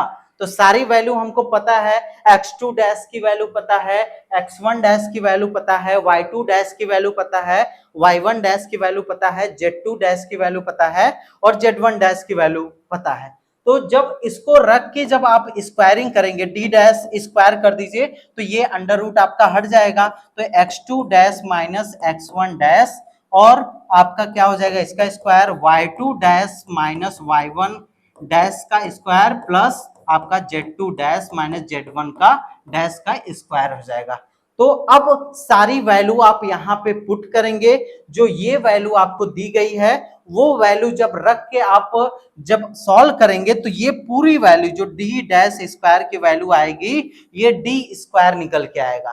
ठीक है, ये चेंज हो जाएगा क्योंकि sine square cos square theta जब स्क्वायर करेंगे तो 1 हो जाएगा मिलके, जो पूरी जो फॉर्मूला बन जाएगा वो आपका यहाँ पे डी स्क्वायर के रूप में आ जाएगा। मतलब यहाँ पे डी आ जाएगा, मतलब यहाँ पे सारी वैल्यू कट के आपकी क्या आ जाएगी, डी के बराबर आ जाएगी। डी हमारा क्या होगा, डी हमारा क्या होगा, x2 माइनस x1 का स्क्वायर प्लस आपका y2 माइनस, डी हमारा क्या होता है x2 माइनस x1 का स्क्वायर, y2 माइनस y1 का स्क्वायर। तो जब इसको पूरा को सॉल्व करेंगे, एक मिनट, जब इस पूरे क्वेश्चन को सॉल्व करेंगे तो आपका क्या निकल के आएगा, जब इस पूरे टॉपिक को x2 minus x1 D dash तो आप यहां से निकाल लेंगे, डी डैश की जो वैल्यू आएगी यहां से आप फाइंड आउट कर लेंगे, प्लस आप डी की भी वैल्यू फाइंड आउट करेंगे। तो डी का जो फॉर्मूला होगा वो क्या हो जाएगा आपका, डी स्क्वायर का फॉर्मूला x2 माइनस x1 का स्क्वायर हो जाएगा प्लस y2 माइनस y1 का स्क्वायर हो जाएगा प्लस z2 माइनस z1 का स्क्वायर हो जाएगा। ठीक है, तो ये वैल्यू और ये वैल्यू जो आपकी निकल के आएगी, डी स्क्वायर बराबर x2 और डी डैश स्क्वायर बराबर ये डैश वाला फॉर्मूला, सारे को रखकर हम लोग क्या करेंगे, सॉल्व करेंगे। तो हमारा जो वैल्यू किसका आएगा, जो वैल्यू इसको सॉल्व करने पर आएगा वही वैल्यू आपका इसको सॉल्व करने पर आएगा। मतलब कि ये आप अपने से भी कर सकते हैं। आपको यहाँ पे क्या रहेगा, ये पॉइंट आपको क्या रहेगी, यहाँ पे पहले डी डैश वाले को सारे को रख के सॉल्व करिएगा। ठीक है, ये मैं आपको ये जब मैं क्लासेस में कराऊंगा ना तो बहुत लेंदी लेक्चर हो जाएगा। ठीक है, तो इसको आप अपने से करके देखिएगा, बहुत इजी है। पहले आप x2 x1 डैश मतलब डी डैश की वैल्यू यहां से फाइंड आउट कर लीजिएगा। डी डैश की वैल्यू निकालने के बाद ये वैल्यू आप यहाँ पे x2 माइनस x1 तो हमको पता नहीं है, तो यही वैल्यू रहेगी। ये जो पूरा इक्वेशन है इसी के फॉर्म में आ जाएगा। तो आप इसको डायरेक्टली डी डैश स्क्वायर को डी के फॉर्म में लिख सकते हैं, डी स्क्वायर के फॉर्म में लिख सकते हैं, और जब इसको सॉल्व करेंगे ये स्क्वायर स्क्वायर कैंसिल आउट हो जाएगा और डी डैश बराबर डी आ जाएगा। ठीक है, तो मतलब जब भी आप कोऑर्डिनेशन रोटेशन आप जब इसको पूरा फॉर्मूले से रख के निकालेंगे तो जो आंसर है आपका दोनों सेम आएगा और दोनों डिस्टेंस जो है वो आपका सेम आएगा। और आप कह सकते हैं क्योंकि 100% गारंटी है कि दोनों वैल्यू सेम आएगी। अगर आपकी वैल्यू दोनों सेम नहीं आ रही है तो आपका मतलब कि कहीं पे भी आप गलती किए होंगे। ठीक है, तो ये दोनों वैल्यू जहां पे सेम आ गई तो आप कह सकते हैं कि जो वेक्टर होता है, जो स्केलर होता है वो आपका इनवेरिएंट होता है। किसमें इनवेरिएंट होता है, जब हम लोग क्या करते, इनवेरिएंट होता है स्केलर जो है वो आपका इनवेरिएंट होता है अंडर रोटेशन ऑफ एक्सिस। ठीक, तो यही था इसका एग्जाम्पल, हमने एग्जाम्पल लेके आपको बता दिया और इसको कैसे सॉल्व करना है वो भी मैंने आपको बता दिया और ये आपका प्रूफ निकल के आ जाएगा। ठीक है, तो ये आपका ये स्केलर तो प्रूफ हो गया, स्केलर आपका समझ में आ गया कि कैसे हम लोग कोऑर्डिनेट रोटेशन से हमने स्केलर का डेफिनेशन एक बना दिया।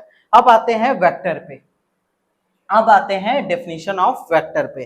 तो एक वेक्टर है, देखिए एक वेक्टर हमने मान लिया कि यो ओरिजिन से P तक एक वेक्टर है जिसकी वैल्यू क्या है, ए वेक्टर।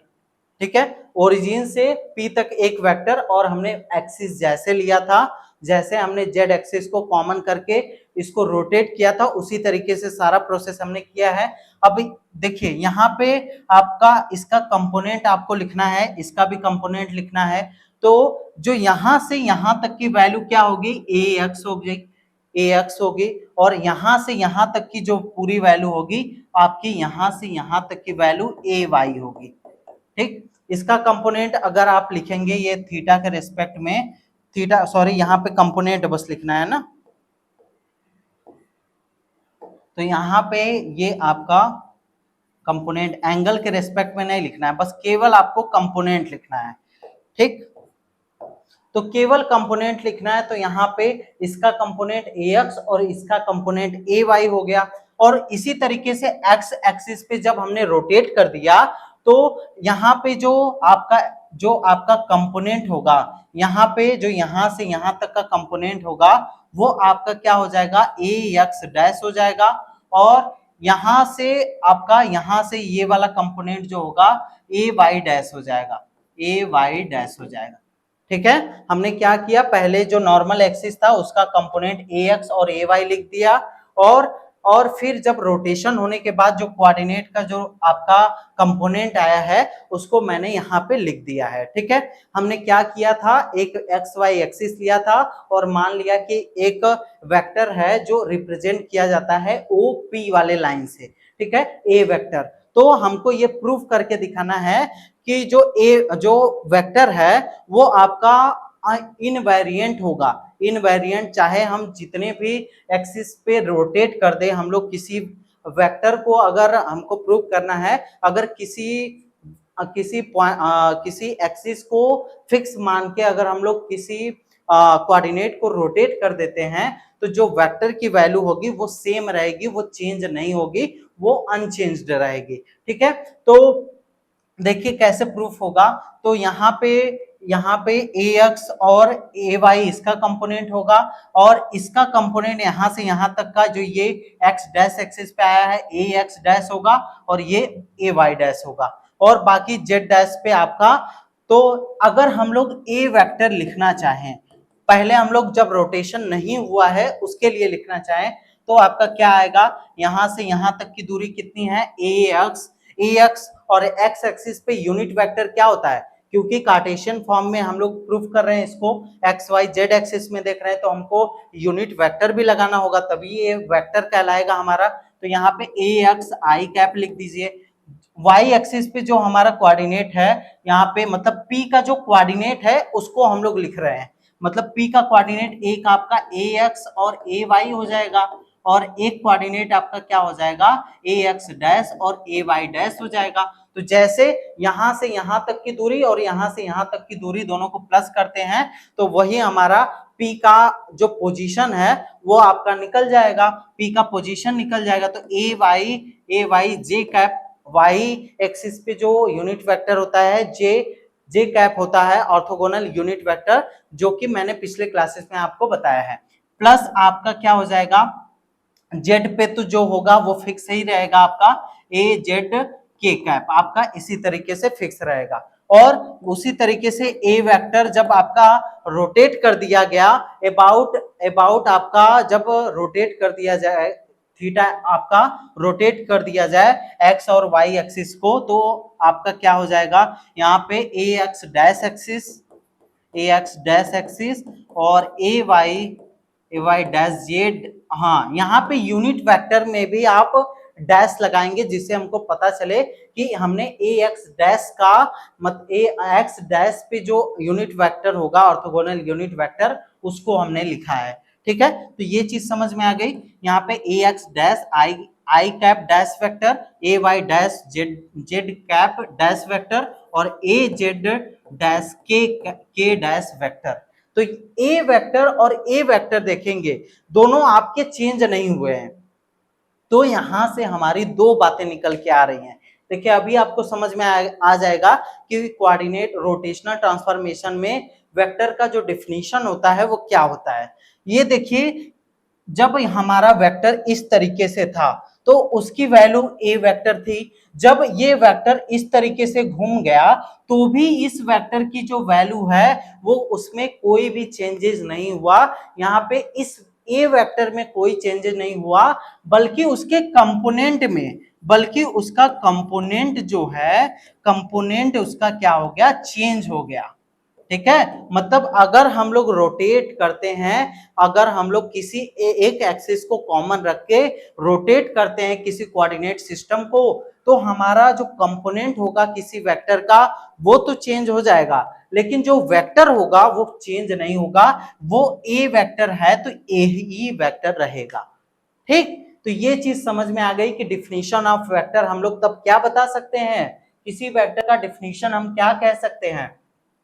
तो फिगर से हमको दो चीज कंफर्म हुई थी, क्या, bye rotating coordinate system its magnitude और डायरेक्शन डज नॉट चेंज। यहाँ पे कोई भी मैग्नीट्यूड और कोई भी डायरेक्शन में आपका चेंज हो रहा है, कोई भी मैग्नीट्यूड और कोई भी डायरेक्शन में चेंज हो रहा है, हमारा रोटेशन करने पर कोई भी चेंज नहीं हो रहा है। ठीक है, तो वही पहली बात लिखी गई है कि जो हमारा जो वेक्टर का डिफिनीशन, तो हम कह सकते हैं कि जो वेक्टर होगा वो हमारा एक फिजिकल क्वांटिटी होगा जो रिमेन्स इनवेरिएंट रहेगा, remains invariant under rotation of coordinate system.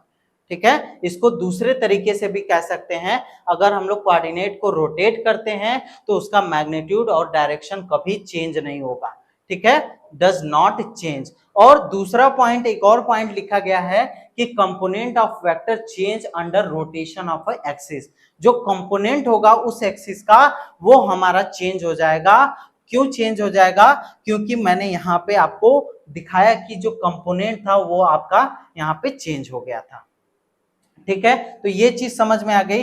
अगर हमको कंपोनेंट लिखना है रिलेटेड एट पोजीशन वेक्टर, जो पोजीशन वेक्टर के रिस्पेक्ट में हमने ट्रांसफॉर्मेशन इक्वेशन निकालना है, उसी के रिस्पेक्ट में अगर हमको, अगर जेड एक्सिस को कॉमन रख के यहाँ पे रोटेट करते हैं,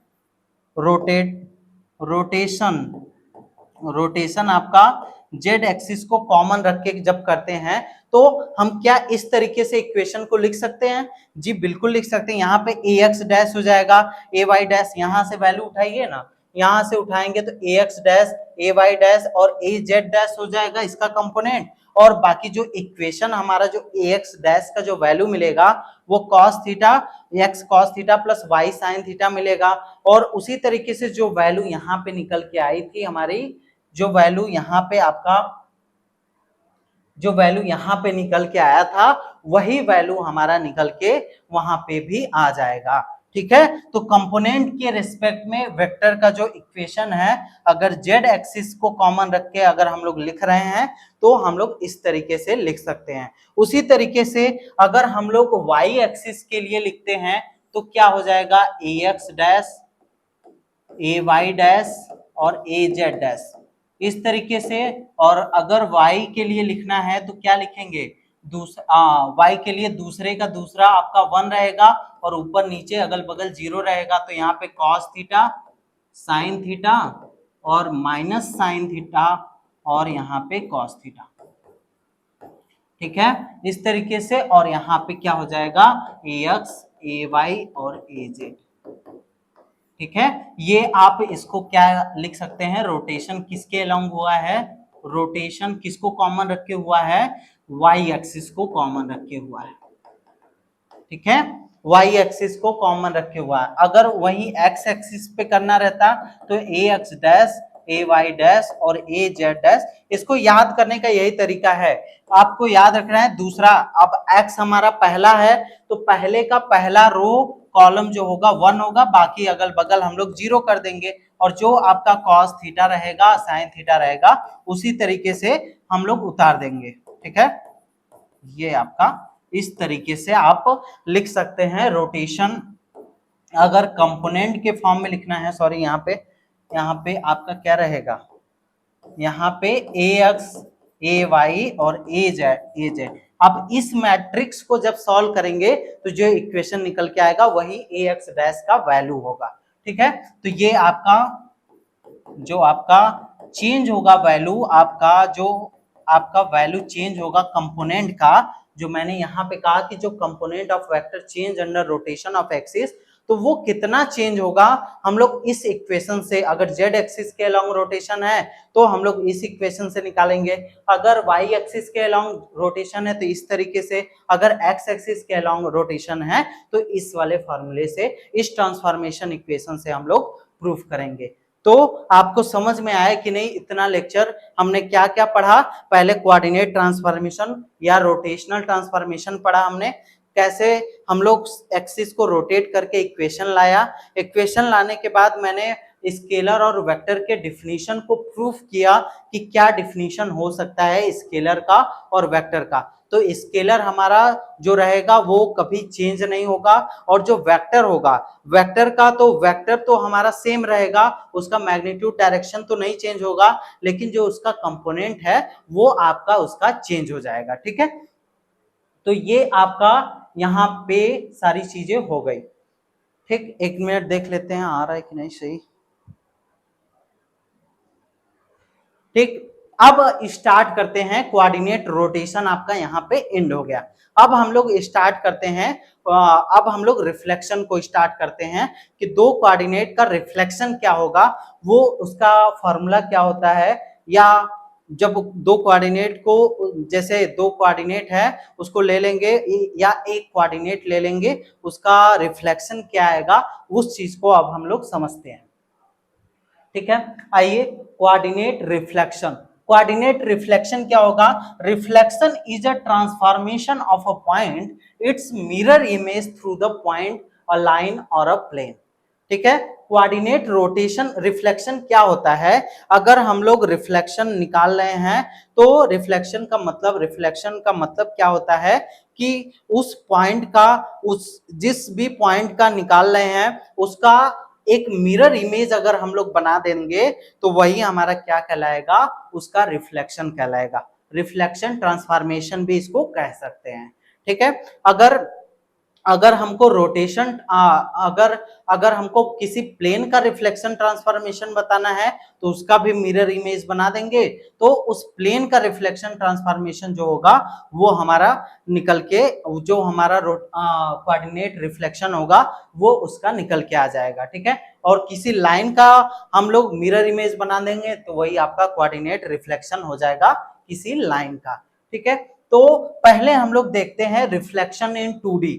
2D में आपके सारे पॉइंट अगर दिए गए हैं, एक्स और वाई एक्सिस में दिए गए हैं, तो अगर कोई पॉइंट दिया गया है स्पेस में तो उस पॉइंट का जो रिफ्लेक्शन होगा वो हम लोग क्या क्या क्या बना सकते हैं। ठीक है, तो जैसे आपको रिफ्लेक्शन एक्स एक्सिस के अलोंग जब हो रहा है तो हम लोग क्या करेंगे, एक्स वाई हमारा पॉइंट पी है, देखिए यहाँ पे दो पॉइंट आपको दिखाया गया। पी पॉइंट क्या है आपका, एक आपका क्या है, एक पॉइंट है, पी पॉइंट एक पॉइंट है, और जो पी डैश है वही इसका इमेज पॉइंट है, उसका रिफ्लेक्शन है, इमेज है या उसका रिफ्लेक्शन है। ठीक है, तो रिफ्लेक्शन अगर आपको दे दे कि एक्स एक्सिस पे कोई पॉइंट है, एक्स वाई, एक्स एक्सिस पे अगर रिफ्लेक्शन हमारा कहां पे हो रहा है, इन एक्स एक्सिस हो रहा है, तो आपका एक्स वाई किस में चेंज हो जाएगा, एक्स माइनस वाई में चेंज हो जाएगा। ठीक है, जिसके अलोंग किया गया है, एक्स एक्सिस दिया है तो वाई एक्सिस वाला आपका माइनस में हो जाएगा, अगर वाई एक्सिस दिया है तो एक्स एक्सिस के अलोंग माइनस हो जाएगा। तो इसका अगर हम लोग मिरर इमेज बना के समझे तो देखिए क्या हो जाएगा, यहाँ पे अगर एक्स एक्सिस आपको दे दिया गया है और कोई पॉइंट मान लीजिए इस तरीके से एक्स एक्सिस वाई एक्सिस है, और यहाँ पे कोई पॉइंट दिया गया है, क्या दिया गया है, 3 और 5 दिया गया। अगर x reflection in x axis हो रहा है तो इसका मिरर इमेज कैसे बनेगा, ये बस पॉइंट उठा के इससे परपेंडिकुलर ड्रॉ करेंगे, और जो ये पॉइंट यहाँ पे 3 5 आएगा, 3 माइनस 5 आएगा, वही आपका इसका रिफ्लेक्ट, यही आपका मिरर इमेज, यही आपका कोऑर्डिनेट रिफ्लेक्शन कहलाएगा। ठीक है, तो इस समझ में आया कि कैसे करना है। हमने क्या किया, 3 5 दिया था, बस यहाँ पे हमको किसके अलोंग करना था, एक्स एक्सिस के, तो यहाँ पे -5 लगा दिया, तो यही इसका क्या हो गया, रिफ्लेक्शन हो गया। अगर हम लोग वाई एक्सिस को इसी क्वेश्चन को वाई एक्सिस में देता तो कैसे करना पड़ता, देखिए यहाँ पे एक्स एक्सिस वाई एक्सिस दिया है, तो यहाँ से मान लीजिए पॉइंट आपका दिया गया है 3 और 5, तो यहाँ से एक परपेंडिकुलर वाई एक्सिस की तरफ हम लोग ड्रॉ करेंगे और यहाँ पे जो पॉइंट बनेगा क्या बनेगा, -3 और 5। तो इस तरीके से आप बता सकते हैं कि किसी पॉइंट का रिफ्लेक्शन क्या होगा, बस उसका मिरर इमेज बना देना है तो वो उसका रिफ्लेक्शन हो जाएगा। ठीक है, आपसे क्वेश्चन भी इस तरीके से क्वेश्चन आप भी आपसे पूछ सकता है, कोई पॉइंट आपको दे देगा और बोल देगा कि आप उसका रिफ्लेक्शन बना के दिखाइए, तो रिफ्लेक्शन कोऑर्डिनेट रिफ्लेक्शन बताइए, तो आप सीधे उसका मिरर इमेज बना देंगे, वही आपका आंसर हो जाएगा। ठीक है, तो ये चीज समझ में आया कि नहीं, हम लोग को क्या करना है। और बाकी ये चीज आप जरूर याद रखिए कि इस कोऑर्डिनेट में हमेशा दोनों प्लस होते हैं, इस कोऑर्डिनेट में आपका एक माइनस होता है एक प्लस होता है। ठीक है, और इस कोऑर्डिनेट में आपका दोनों पॉइंट आपके माइनस होते हैं और इस कोऑर्डिनेट में आपका एक प्लस होता है और एक माइनस होता है। इस तरीके से चारों कोऑर्डिनेट में कहां पे प्लस माइनस लगता है, ये चीज आपका याद रहना चाहिए। ठीक है, ये चीज आप जरूर याद रखिए क्योंकि क्वेश्चन आएगा तो प्लस माइनस कैसे लगाना है ये चीज आप समझ जाएंगे। ठीक है, अगर आपको ये चीज भी नहीं याद है तो मान लीजिए ये चीज आपको भूल गया है, अगर आपको ये चीज अगर याद है तो बस यहां से अगर y एक्सिस पे दिया है तो y एक्सिस से परपेंडिकुलर ड्रॉ कर देंगे, z x एक्सिस से दिया है तो x एक्सिस से परपेंडिकुलर ड्रॉ करके उसका जो पॉइंट रहेगा उसमें जो प्लस माइनस रहता है वही लगा के लिख देंगे। ठीक है, तो ये भी आपका यही आपका पूरा रिफ्लेक्शन होता है। अगर किसी कोऑर्डिनेट का रिफ्लेक्शन हम करते हैं तो इस प्रकार से उसका इमेज बनाकर रिफ्लेक्शन दिखा सकते हैं। ठीक है, अब बात करते हैं हम लोग 2D के लिए, पहले बात हो गया, अब बात करते हैं 3D के लिए।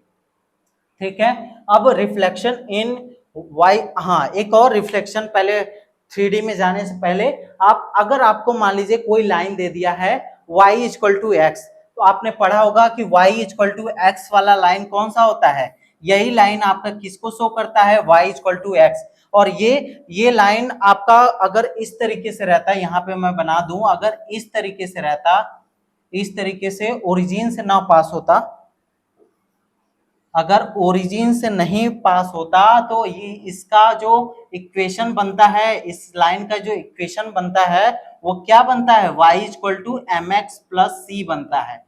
ठीक है, तो अगर ओरिजिन से पास कर रहा है तो mx के x वाला जो पार्ट रहेगा वो 0 हो जाएगा, तो y इक्वल टू आपका क्या हो जाएगा, x के बराबर आ जाता है। तो ये लाइन अगर ओरिजिन से पास कर रही है तो अगर इसका आपसे पूछ दे कि रिफ्लेक्शन क्या होगा, कोऑर्डिनेट रिफ्लेक्शन क्या होगा, और इस तरीके से आपको एक पॉइंट दिया हुआ है तो इसका रिफ्लेक्शन जब बनाएंगे तो पूरा फिगर सेम रहेगा, बस इस पॉइंट को हटा के इस वाले पॉइंट में यहाँ पे शो कर देना है। देखिए वही काम किया गया है यहाँ पे। हाँ, एक और चीज आपको करना है, देखिए यहाँ पे जो आपका x एक्सिस था वो y एक्सिस हो गया, ये 2 है, सॉरी यहाँ पे जो आपका 2 था वो आपका यहाँ पे जो 2 था ये आपका उल्टा हो गया है, 2 आपका पहले आ गया है और -3 आपका बाद में आ गया है। ठीक है, आपका या आपका देखिए यहाँ पे जब आपको y इक्वल टू एक्स इस तरीके का क्वेश्चन आए और यहाँ पे एक पॉइंट दिया रहे, इसका अगर आपसे रिफ्लेक्शन पूछे तो मिरर इमेज आप बनाएंगे p डैश 2 कॉमा, मतलब इस पॉइंट को पहले लिखेंगे और -3 को बाद में कर देंगे, तो यही इसका कोऑर्डिनेट ट्रांसफॉर्मेशन होगा। अगर यही question y equal to -x के लिए दे दे तो y इक्वल टू -x आपका इस तरीके से शो अप होता है। तो अब इसका और एक पॉइंट आपको 3 2 इस तरीके से दे दे तो क्या कर देना है, बस p डैश पॉइंट में माइनस माइनस इस वाले कोऑर्डिनेट में आपका इसका कोऑर्डिनेट इसमें आएगा, अगर इसका दिया है तो इसमें आएगा। ठीक है, और यहाँ पे -3 और -2 इस कोऑर्डिनेट में दोनों टर्म क्या होता है, माइनस माइनस होता है, इसमें प्लस माइनस होता है और इसमें आपका माइनस प्लस होता है। तो ये सारी चीजें आपको बेसिक चीजें क्लियर होनी चाहिए, ये सारी चीजें आपको पहले भी बताई जाती हैं 9th क्लास में। ठीक है, तो यहाँ पे भी आपको बताया जा रहा है। ठीक है, कि यहाँ पे वेक्टर के रेस्पेक्ट में बताया जा रहा है, तो ये सारी चीजें भी आप जानते रहिएगा। ठीक है, अब रिफ्लेक्शन अबाउट ओरिजिन, अगर ओरिजिन के अबाउट कोई रिफ्लेक्शन हो रहा है तो एक्स वाई अगर दिया गया है तो उसको -x -y में कोऑर्डिनेट में बना देंगे। अगर कोई पॉइंट ओरिजिन पे है, ओरिजिन वाले मतलब कोई पॉइंट आपका ओरिजिन से एक्स वाई दूरी पे है, एक्स वाई कोऑर्डिनेट पे है, तो मान लीजिए उसका जो रोटेशन होगा -x और -y वाले में आएगा। मतलब अगर मान लीजिए कि आपका कोई कोऑर्डिनेट ओरिजिन से देखना है, रोटेशन ओरिजिन से मान लीजिए ये पॉइंट आपका कितना है, x और y है, तो इसका जो रोटेशन होगा वो ओरिजिन से आपका क्या हो जाएगा, इस वाले कोऑर्डिनेट में आएगा। मतलब इसका जो रिफ्लेक्शन होगा, या इसको बना के ही दिखा दे रहा हूं, जो इसका रिफ्लेक्शन होगा अगर ओरिजिन से रिफ्लेक्शन होगा तो देखिए क्या होगा। मान लीजिए ये पॉइंट है, ओरिजिन के रिस्पेक्ट में हमको बताना है इसका रिफ्लेक्शन, और यहाँ पे हमको 3 और 4 दिया गया है। तो इसका रिफ्लेक्शन जो है, इसका सीधे आप ले जाइए यहाँ पे पूरा फिगर, यहाँ पे ओरिजिन बनाइए, और ओरिजिन से जो पॉइंट रहेगा वो आपका माइनस माइनस वाले में आ जाएगा। माइनस माइनस वाला ये वाला कोऑर्डिनेट होता है, तो यहाँ पे निकल के आ जाएगा। तो इस पॉइंट से ये पॉइंट यहाँ पे था, तो ये आपका इसका जो रिफ्लेक्शन होगा P डैश वो यहाँ पे चला आएगा। ठीक है, तो ये बात आपको समझ में आ गई। और x माइनस वाई को -xy लिखेंगे, मतलब अगर इस वाले कोऑर्डिनेट में है, सॉरी इस वाले कोऑर्डिनेट में है, तो इसको यहाँ पे बनाएंगे। ठीक, तो ये सारी रिफ्लेक्शन आपको समझ में आ गई होगी। यही है कोऑर्डिनेट का रिफ्लेक्शन। अगर 2D में रिफ्लेक्शन हो रहा है तो इस तरीके से, इतने तरीके से क्वेश्चन आपसे पूछे जाएंगे। अगर वही पे बात करते हैं, आइए नेक्स्ट, अब नेक्स्ट चलते हैं कि इसी बेसिस पे अब हम 3D में देखेंगे 3D में रिफ्लेक्शन आपका कैसे होगा। 3D में रिफ्लेक्शन करने के लिए अगर आपको XY प्लेन दिया गया है, XY प्लेन दिया गया है, तो XYZ अगर आपको दिया गया है 3 पॉइंट, उसको रिफ्लेक्ट करके XY जो आपका जो XY प्लेन दिया है, तो यहाँ पे बस -z लग जाएगा। XY दिया गया है तो Z वाला जो रहेगा वो निगेटिव में रहेगा। अगर आपको YZ दिया रहेगा तो X वाला प्लेन आपका, X वाला पॉइंट आपका जो एक्सिस होगा वो आपका निगेटिव होगा। अगर ZX दिया है तो यहाँ पे -y वाला आपका निगेटिव होगा। ठीक है, तो इस तरीके से 3D में भी रिफ्लेक्शन आपका पॉसिबल होता है। ठीक, तो इससे कोई भी क्वेश्चन आएगा तो आप आराम से कर सकते हैं। बस ये वैल्यू आपको याद रहनी चाहिए, तो आप डायरेक्टली वैल्यू उसकी लिख सकते हैं, उसका रिफ्लेक्शन लिख सकते हैं, या कोऑर्डिनेट उसका कोऑर्डिनेट रिफ्लेक्शन लिख सकते हैं। अब आइए, अब इसी रिफ्लेक्शन के बेसिस पे हम लोग क्या करते हैं, वेक्टर का रिफ्लेक्शन समझते हैं कि वेक्टर का रिफ्लेक्शन कैसे होगा। ठीक है, वेक्टर का रिफ्लेक्शन हम लोग कैसे समझ सकते हैं, पहले इसको पढ़िए।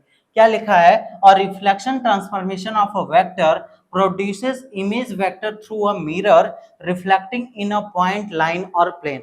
मतलब उसका जो मिरर इमेज होगा, किसी वेक्टर का जो मिरर इमेज होगा वही हमारा क्या शो करेगा, उसको एक रिफ्लेक्शन ट्रांसफॉर्मेशन ऑफ वेक्टर को शो करेगा। ठीक है, वेक्टर क्या होता है, लाइन सेगमेंट ज्वाइनिंग 2 पॉइंट। हमारा एक वेक्टर क्या कहलाता है कि 2 पॉइंट अगर दिए गए हैं तो इसको जो लाइन ज्वाइन कर रही है यही हमारी क्या कहलाती है, एक वेक्टर कहलाती है, एक ए वेक्टर कहलाती है। और यहाँ पे मान लीजिए XY और X2 Y2 आपका 2 पॉइंट दिया गया है, X1 Y1 और X2 Y2 आपका 2 पॉइंट, तो इन दोनों पॉइंट को जो ज्वाइन कर रहा है वही हमारा वेक्टर कहलाता है। तो इसका अगर रिफ्लेक्शन अगर हमको बताना होगा तो हम लोग इमेज वेक्टर को can be obtained using reflection transformation rules of a point. मतलब पॉइंट के रूल से हम लोग क्या निकाल सकते हैं, किसी भी वेक्टर का रिफ्लेक्शन निकाल सकते हैं। तो इसका एक एग्जांपल मैं दे देता हूं, देखिए इसके एग्जाम्पल को समझते हैं। एग्जाम्पल आपका क्या है, आपको 2 पॉइंट दिया गया है P और Q, तो P Q वेक्टर आपका क्या होगा, P Q वेक्टर अगर आपको निकालना रहे, अगर 2 लाइन आपको दिया गया है P Q वेक्टर, तो P Q इन दोनों लाइन को जो ज्वाइन करेगा वही आपका P Q कहलाएगा। तो क्या होता है, इन दोनों लाइन का जो डिस्टेंस होता है वही आपका वेक्टर कहलाएगा।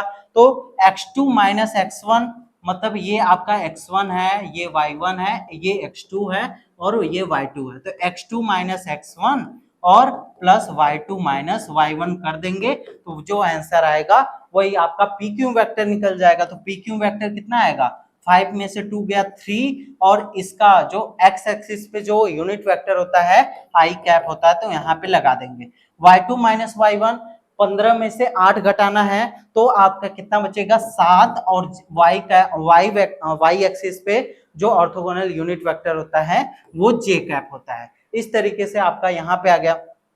अब आपसे पूछ रहा है कि इसका रिफ्लेक्शन निकाल के दिखाइए। तो इसका रिफ्लेक्शन P का जो रिफ्लेक्शन बनेगा P डैश, वो क्या लिख सकते हैं, दोनों प्लस में है तो इसका रिफ्लेक्शन क्या हो जाएगा, इसका रिफ्लेक्शन अगर आपको लिखना होगा तो क्या हो जाएगा 2 माइनस 8 हो जाएगा। ठीक है, कैसे हो जाएगा 2 माइनस 8। वहीं पे आपको Q का अगर रिफ्लेक्शन निकला रहे तो आपका क्या हो जाएगा 5 माइनस 15 हो जाएगा। कैसे आपका यहाँ पे कैसे हो रहा है, जो हमने एक्स वाई हमने बताया था कि जो आपका एक्स दोनों इसमें क्या होते हैं प्लस प्लस, यहाँ पे माइनस माइनस, यहाँ पे माइनस प्लस, यहाँ पे प्लस माइनस। तो अगर आपका दोनों प्लस में दिया गया है तो इसका जो इमेज बनेगा वो आपका माइनस माइनस वाले में बनेगा। तो यहाँ सॉरी, इसका जो इमेज बनेगा वो यहाँ पे एक्स एक्सिस पे हम लोग परपेंडिकुलर ड्रॉ करेंगे तो बनेगा। ठीक है, या एक बार दूसरे तरीके से भी समझने की कोशिश करते हैं इसको।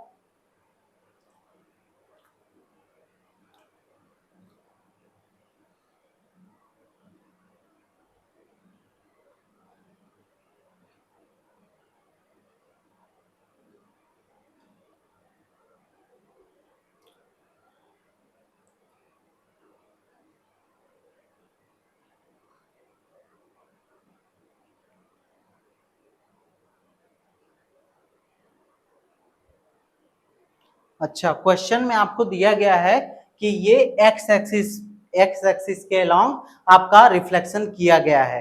ठीक है, तो एक्स एक्सिस के अलोंग जब रिफ्लेक्शन किया गया है तो आपको पता है कि 2 और 8 आपका 2 माइनस 8 हो जाएगा, और 5 15 5 माइनस 15 हो जाएगा।